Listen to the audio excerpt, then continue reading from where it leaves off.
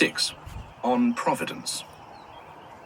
It is easy to praise Providence for everything that happens in the world, provided you have both the ability to see individual events in the context of the whole and a sense of gratitude.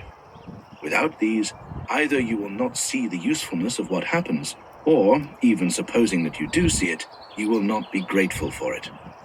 If God had created colors but not the faculty of vision, colors would have been of little use. Or if God had created vision but not made sure that objects could be seen, vision would have been worthless. And even if he had made them both but not created light, then neither would have been of any value. So who contrived this universal accommodation of things to one another? Who fitted the sword to the scabbard and the scabbard to the sword? No one. In the case of artifacts, it is just this kind of symmetry and structure that regularly persuade us that they must be the work of some artisan, instead of objects created at random. Do sword and scabbard testify to their creator, whereas visible things, vision and light together, do not? What about the desire of the male for sex with the female, and their ability to use the organs constructed for that purpose? Don't they proclaim their creator too? All right then.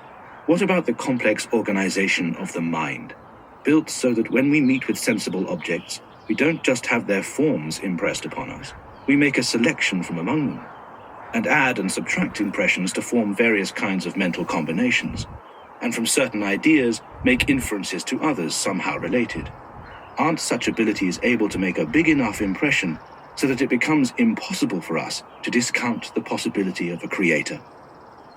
If not, it's left to us to explain who made them, and how such amazing and craftsmanlike abilities came into being by accident, on their own. Are humans alone in possession of such skills? It's true that there are many skills distinctive to humans, skills that as a rational animal he uniquely needs. But the irrational animals share with man many of the same faculties. Do they also understand what happens? No. Because use is one thing, understanding another. God needed animals that use impressions, like us. He had special need of us, though, because we understand their use. And so for the beasts, it is enough to eat, drink, sleep, breed, and do whatever else it is that satisfies members of their kind. But for us, who have been given the faculty of understanding, this is not enough.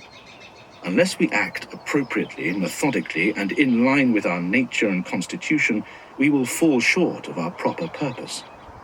Creatures whose constitutions are different have different ends and functions accordingly. So, for creatures whose constitution is exclusively designed for use, use on its own suffices. But where the capacity to understand that use is added, the creature will only reach its end by bringing that capacity into play. God created some beasts to be eaten, some to be used in farming, some to supply us with cheese, and so on. To fulfill such functions, they don't need to comprehend impressions or make distinctions among them. Man was brought into the world, however, to look upon God and his works, and not just look, but appreciate. And so it is inexcusable for man to begin and end where the beasts do. He should begin where they do, but only end where nature left off dealing with him, which is to say, in contemplation and understanding, and a manner of life otherwise adapted to his nature. Come to look upon and appreciate God's works at least once before you die. You eagerly travel to Olympia to see the work of Phidias, and all of you account it a shame to die never having seen the sight. But when there is no need even to travel, when you are already there because Zeus is present everywhere in his works, don't you want to look at and try to understand them? Will you never come to a realization of who you are, what you have been born for, and the purpose for which the gift of vision was made, in our case? But difficult and disagreeable things happen in life. Well, aren't difficulties found at Olympia? Don't you get hot and crowded? Isn't bathing a problem? Don't you get soaked through in your seats when it rains? Don't you finally get sick of the noise, the shouting, and the other irritations? I can only suppose that you weigh all those negatives against the worth of the show and choose, in the end, to be patient and put up with it all. Furthermore, you have inner strength that enable you to bear up with difficulties of every kind. You have been given fortitude, courage, and patience. Why should I worry about what happens if I am armed with the virtue of fortitude? Nothing can trouble or upset me, or even seem annoying. Instead of meeting misfortune with groans and tears, I will call upon the faculty especially provided to deal with it. But my nose is running. What do you have hands for, idiot, if not to wipe it?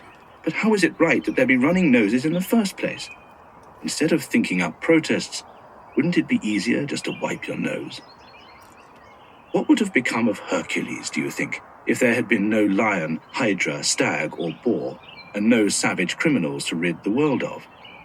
What would he have done in the absence of such challenges? Obviously, he would have just rolled over in bed and gone back to sleep. So, by snoring his life away in luxury and comfort, he never would have developed into the mighty Hercules. And even if he had, what good would it have done him? What would have been the use of those arms, that physique, and that noble soul, without crises or conditions to stir him into action? In that case, perhaps he should have created them himself by searching for a lion to bring into his land, and a boar and a hydra. That would have been the act of a fool and a fanatic. Still, by showing up and being discovered, they proved useful as tests of Hercules' manhood. Now that you know all this, come and appreciate the resources you have, and when that is done, say, "Bring on whatever difficulties you like, Zeus. I have resources and a constitution that you gave me, by means of which I can do myself credit, whatever happens." But no. There you sit, worrying that certain events might happen, already upset and in a state about your present circumstances. So then you reproach the gods. What else can come of such weakness except impiety? And yet God has not merely given us strength to tolerate troubles without being humiliated or undone, but, as befitted a king and true father, he has given them to us free from constraint, compulsion, and impediment. He has put the whole matter in our control, not even reserving to himself any power to hinder us or stand in our way. And even though you have these powers free and entirely your own, you don't use them because you still don't realize what you have or where it came from. Instead, you sit crying and complaining, some of you blind to your benefactor and unable to acknowledge his existence, others assailing God with complaints and accusations from sheer meanness of spirit. I am prepared to show you that you have resources and a character naturally strong and resilient. Show me, in return, what grounds you have for being peevish and malcontent.